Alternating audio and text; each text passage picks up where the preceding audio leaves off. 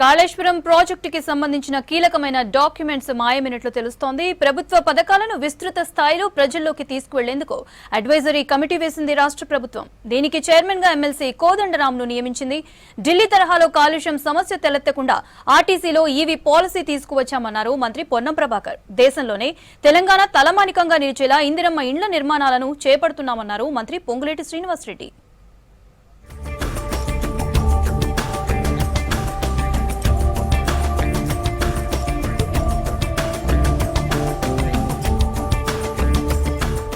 కాళేశ్వరం ప్రాజెక్టుకు చెందిన కీలకమైన డాక్యుమెంట్స్ మాయమైనట్టు తెలుస్తోంది. కాళేశ్వరం ప్రాజెక్టు వివరాలు ఇచ్చేందుకు ప్రభుత్వానికి మరింత టైం పట్టనుంది. కాళేశ్వరం కమిషన్ కు ప్రభుత్వం ఇచ్చిన గడువు ముగిసింది. హైదరాబాద్ జలసౌధలో కాళేశ్వరం ప్రాజెక్టు వివరాలు లేవని తెలుస్తోంది. ప్రాజెక్టు పరిధిలో పనిచేసిన ఈఎన్సీల నుంచి వివరాల సేకరణకు టైం పడుతుందన్నారు అధికారులు. సీఎం రేవంత్ ఆదేశాలతో కాళేశ్వరం ప్రాజెక్టుపై కేబినెట్ రికార్డులను వెలికితీశారు అధికారులు. కమిషన్ కు ఫిజికల్ డాక్యుమెంట్స్ ఇవ్వనుంది ప్రభుత్వం.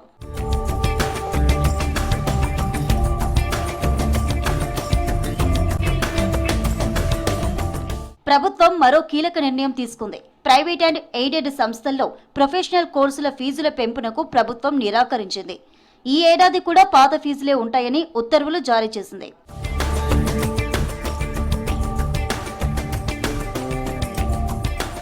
ప్రభుత్వ పథకాలను విస్తృత స్థాయిలో ప్రజల్లోకి తీసుకువెళ్లేందుకు అడ్వైజరీ కమిటీ వేసింది రాష్ట్ర ప్రభుత్వం. దీనికి చైర్మన్ గా ఎమ్మెల్సీ కోదండరాంను నియమించారు. ఈ కమిటీలో 20 మంది సభ్యులుంటారు. మీ సేవలో కొత్తగా marriage registration, market value certificate సేవలను రాష్ట్ర ప్రభుత్వం అందుబాటులోకి తీసుకొచ్చింది. రిజిస్ట్రేషన్, భూముల మార్కెట్ వాల్యూ సర్టిఫికేట్ సేవలను మంత్రి శ్రీధర్ బాబు ప్రారంభించారు.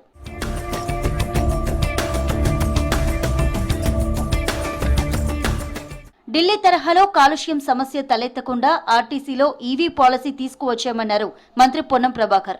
ప్రతి పౌరుడు ఆర్టీసీ సేవలను వినియోగించుకునేలా ఆధునిక సంస్కరణలు తీసుకువచ్చామన్నారు. హైదరాబాద్లోని ముషీరాబాద్ ఆర్టీసీ డిపోను పరిశీలించారు. అధునాతన టెక్నాలజీతో ఆర్టీసీ అమలు చేస్తున్న డిజిటల్ పేమెంట్స్ ప్రాసెస్ ను పరిశీలించారు. చాలా కాలం తర్వాత ఔటర్ రింగ్ రోడ్డు లోపల ఈవీ, సిఎన్జీ, ఎల్పీజీ ఆటోలకు పర్మిషన్లు ఇచ్చామన్నారు.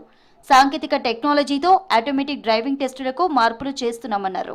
కొన్ని రిఫార్మ్స్ తీసుకొచ్చే భాగంగా పెరుగుతున్నటువంటి సాంకేతికతను ఆధారంగా చేసుకొని ఐటీ మిషన్స్ అంటే క్రెడిట్ కార్డు కానీ లేదా ఇతరత్ర ఏదైతే డిజిటల్ పేమెంట్స్ ద్వారా ట్రాన్సాక్షన్ చేసేటువంటి అంశం ఉందో దాన్ని బస్సులో ప్రయాణించే వాళ్ళు ఉపయోగించుకునేటువంటి విధంగా కొత్త యాప్ తోటి, కొత్త మిషనరీ తోటి ఈ యొక్క కార్యక్రమం తీసుకోవడం జరిగింది.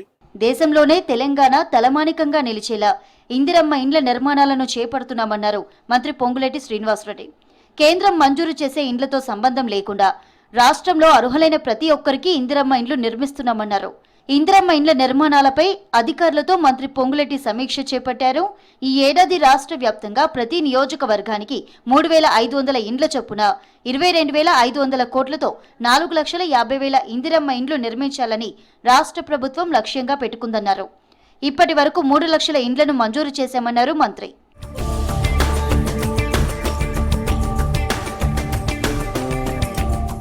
శంషాబాద్ ఎయిర్పోర్ట్ లో కేంద్ర మహిళా శిశు సంక్షేమ శాఖ మంత్రి అన్నపూర్ణ దేవితో రాష్ట్ర మంత్రి సీతక్క భేటీ అయ్యారు.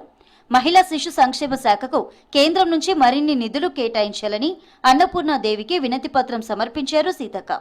తెలంగాణలో మహిళా అభివృద్ధి, శిశు సంక్షేమం కోసం అమలు చేస్తున్న పథకాలను కేంద్ర మంత్రికి వివరించారు. హెచ్ఐవి బాధితులకు రాష్ట్ర ప్రభుత్వం చేయూతనందించింది. కొత్తగా 14,084 మందికి పెన్షన్ మంజూరు చేసింది. దీనికి సంబంధించిన ఫైల్పై మంత్రి సీతక్క సంతకం చేశారు. వచ్చే నెల నుంచి లబ్ధిదారులకు పెన్షన్ అందనుంది.